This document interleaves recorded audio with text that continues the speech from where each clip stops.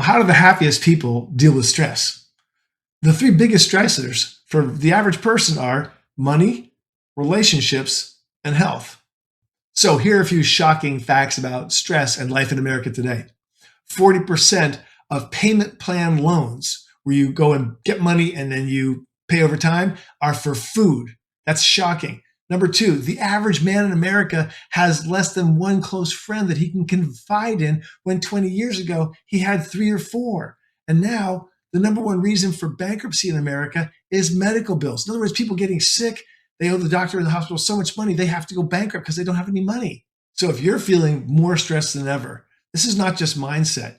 This is actual facts in the world that are happening in America today. You are not alone. Most Americans are feeling more stressed than ever before, and it's taking a toll on all of us. So what's fascinating is how the happiest people deal with stress. It's really different from the way the average person deals with stress. And we're going to talk about that in a second.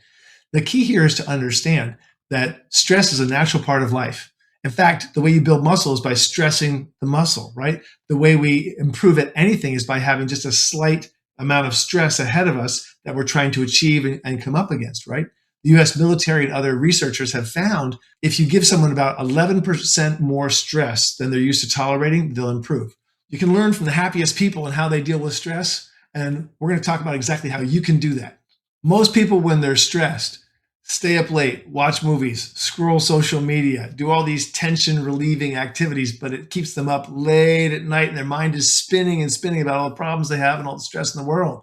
But the happiest people in the world, what do? They just go to bed. They go to bed, whatever it is, 8 o'clock, 9 o'clock, 10 o'clock. It's lights out. And they're not filling their eyes with blue screens from their phones or the TV or their computer. They take at least an hour before they go to bed to decompress and relax and get nothing but solid, beautiful, deep sleep. And that's restorative to the body, cleans out the brain, prepares you for the next day, dramatically reduces your cortisol, which is the stress hormone, and they wake up feeling refreshed and strong and ready to go. Whereas the folks that do all these things like staying up late and scrolling social media, their mind is spinning and they go to bed late and they wake up late and they're still stressed and they're not rested and their body is degraded, causing more stress.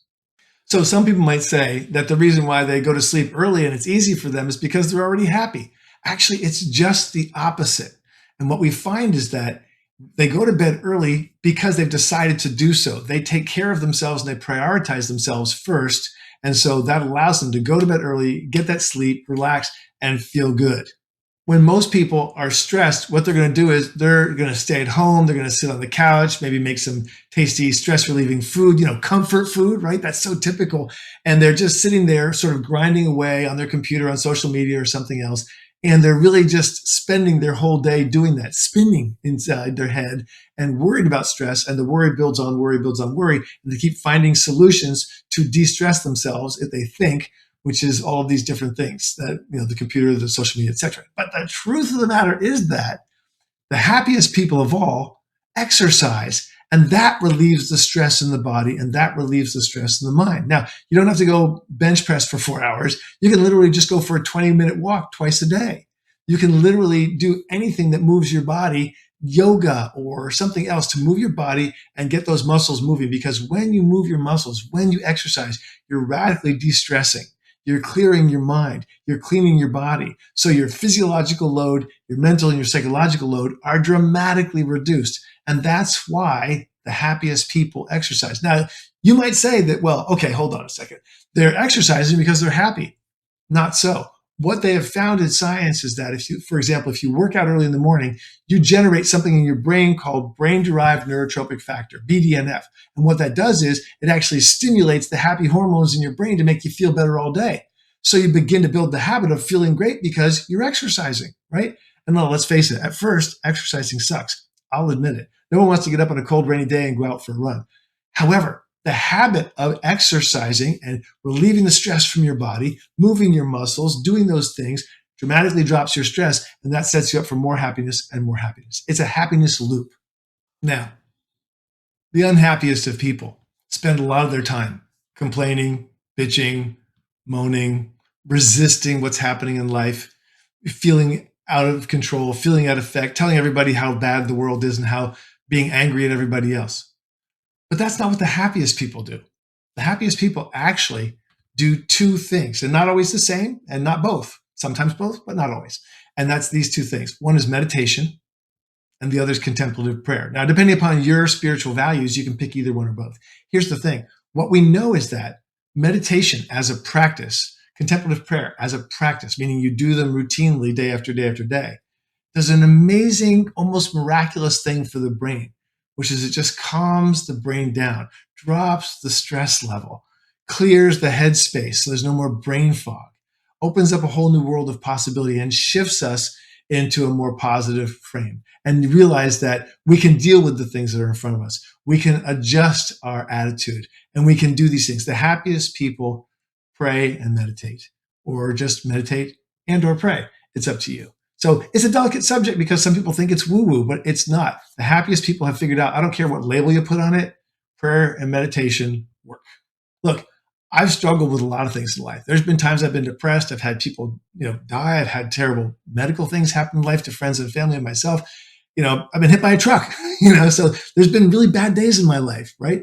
And the fact of the matter is I'm committed to shifting my perspective. And let me give you a couple of things that I have used that have just proven to be so successful. And you might think some of these are silly, but they've created long-term happiness. And people always wonder why I'm so happy. And there's a couple of reasons, and I'll give them to you now, and some of the ways that I deal with it.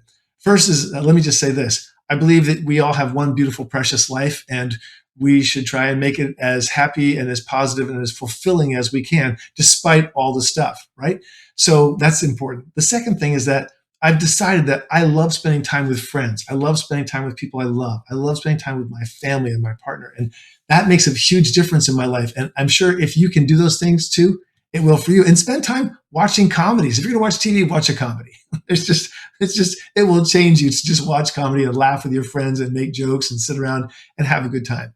And if you don't have any friends available, go onto YouTube and watch puppies. They have actually done studies. I know someone got some money somewhere to do this test, but they actually watched people's brains while they watch videos of puppies playing and baby animals and stuff.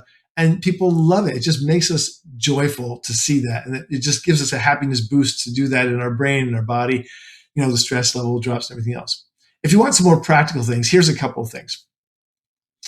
Write down your problems. Write down your stressors. Write down the things that are bothering you. Write them on a piece of paper. And then once you've read it, say, it is what it is right now. Tear it up into shreds, throw it in the trash, and say, I decide that I'm going to shift my attitude, and I'm not going to talk about gossip. I'm not going to talk about negative things. I'm just going to talk about the positive things in my life. And that brings me to the last one, which is this. Write down every day 3 things you're grateful for, 3 things you can appreciate. If you are watching this video on a phone, you have a phone. If you're watching it on a computer or a laptop or an iPad, you have technology that 100 years ago would have been unimaginable to any king or rich billionaire, right? The fact of the matter is we have a lot more to be grateful in our lives than we do pain and suffering and tragedy and stress and unfairness. These things are here. They're real. They're all over the world. But happiness starts inside. Decide today to be grateful for 3 things, whatever it is. It could be the rain outside nourishing the plants. It could be the sun on your face. It could be just a call with someone you love. It could be anything. It could be just taking a moment to meditate or pray and decide, I love being alive and I'm happy